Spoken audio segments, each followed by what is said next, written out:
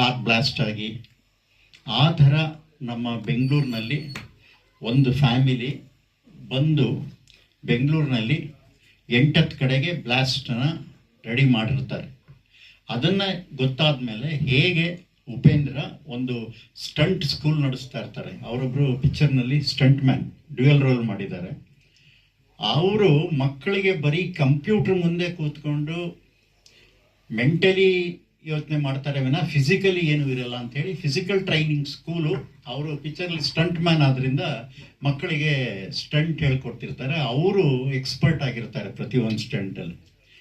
ಈ ರೀತಿ ಯಾವಾಗ ಟೆರರಿಸಮ್ ಇದೆ ಅಂತ ಗೊತ್ತಾಗುತ್ತೆ ಅವ್ರ ಮನೇಲೆ, ಆಗ ಉಪೇಂದ್ರ ಅವರು ಒಂದು ಮಿಷನ್ ಮಾಡಿ ಈ ಮಿಷನ್ಗೆ ಮಕ್ಕಳನ್ನೇ 5 ಜನ ಮಕ್ಕಳನ್ನ ಫಾಲೋ ಮಾಡೋಕ್ಕೆ ಆ ಒಂಥರ ಥ್ರಿಲ್ಲಿಂಗ್. ಯಾಕೆಂದರೆ ಎಲ್ಲಿ ಸಿಗಾಕೊಂಡ್ಬಿಟ್ರು ಮಕ್ಕಳನ್ನ they will be shot down.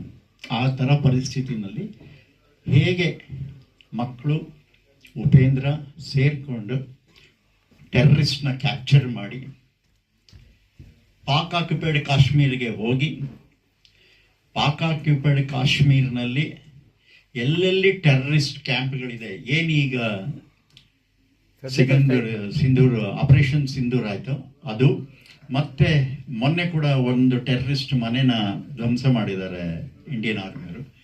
ಈ ರೀತಿ ಅದನ್ನು ಉಪೇಂದ್ರ ಮತ್ತು ಮಕ್ಕಳೇ ಡಿಸ್ಟ್ರಾಯ್ ಮಾಡ್ತಾರೆ ಟೆರರಿಸ್ಟ್ ಕ್ಯಾಂಪ್ನ ಅಲ್ಲಿ ಹೋಗಿ. ಇದು ಒಂದು ನಟ್ಶಲ್ಲಿಂದು ಕತೆ. ಅದರಲ್ಲಿ ರಮ್ಯಾ ಅವರು ಮೋಸ್ಟ್ ಗ್ಲಾಮರಸ್ ಆಗಿ ಪಾರ್ಟ್ ಮಾಡಿದ್ದಾರೆ. ಕಥೆನಲ್ಲೂ ಅವ್ರ ಕ್ಯಾರೆಕ್ಟ್ರು ಭಾಳ ಮುಖ್ಯವಾಗಿದೆ. ಆ್ಯಂಡ್ ನೀವು ಸಾಂಗ್ ನೋಡಿದ್ರಿ, ಶಿ ಈಸ್ ವೆರಿ ಗ್ಲಾಮರಸ್.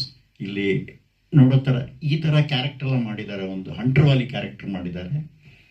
ಆಮೇಲಿಂದ ಒಂದು ಬ್ಯೂಟಿಫುಲ್ ಟಾರ್ಜಾನ್ ಮೇಲೆ ಒಂದು ಗ್ರಾಫಿಕಲ್ಲೇ ಸಾಂಗ್ ತೆಗೆದಿದ್ದೀವಿ. ಅಂದರೆ ನಮ್ಮ ಇವತ್ತಿನ ಮಕ್ಕಳಿಗೆ ಟಾರ್ಜಾನೇ ಗೊತ್ತಿಲ್ಲ, ಮರ್ತೋಗ್ಬಿಟ್ಟಿದ್ದಾರೆ. ಯಾಕಂದರೆ ಇವತ್ತೆಲ್ಲ ಬರೀ ವಿಡಿಯೋ ಗೇಮ್ಸು ಅದು ಇದೆಲ್ಲ ಬಂದು ಟಾರ್ಜಾನ್ ಅನ್ನೋದು ಒಂದು ದೊಡ್ಡ ಚಿತ್ರಗಳಿಗೆ, ಇಂಗ್ಲೀಷ್ ಚಿತ್ರಗಳಿಗೆ, ಹಿಂದಿ ಚಿತ್ರಗಳಿಗೆ, ಈವನ್ ಕನ್ನಡ ಚಿತ್ರದಲ್ಲೂ ನಮ್ಮ ಪ್ರಭಾಕರ್ ಅವರು ಇದ್ದಾಗಲೂ ಟಾರ್ಜಾನ್ ಅಂದ್ರೇ ಒಂದು ಕ್ಯಾರೆಕ್ಟರ್ ಇತ್ತು. ಆ ಕ್ಯಾರೆಕ್ಟರ್ ಇವತ್ತು ಮಾಯ ಆಗೋಗ್ಬಿಟ್ಟಿದೆ. ಏಕೆಂದರೆ ಮಕ್ಕಳಿಗೆ ಮೊಬೈಲ್ ಗೇಮ್ಸು ಅದು ಎಲ್ಲ ಬಂದು ಆ ಕಾನ್ಸೆಪ್ಟ್ಗಳೆಲ್ಲ ಹೋಗಿದೆ. ಬಟ್ ಆ ಥರದ್ದು ಒಂದು ಸಾಂಗ್ನ ನಾವು ಮಕ್ಕಳಿಗೆ ರಮ್ಯಾ ಜೊತೆಲಿ ಮಾಡಿದ್ದೀವಿ.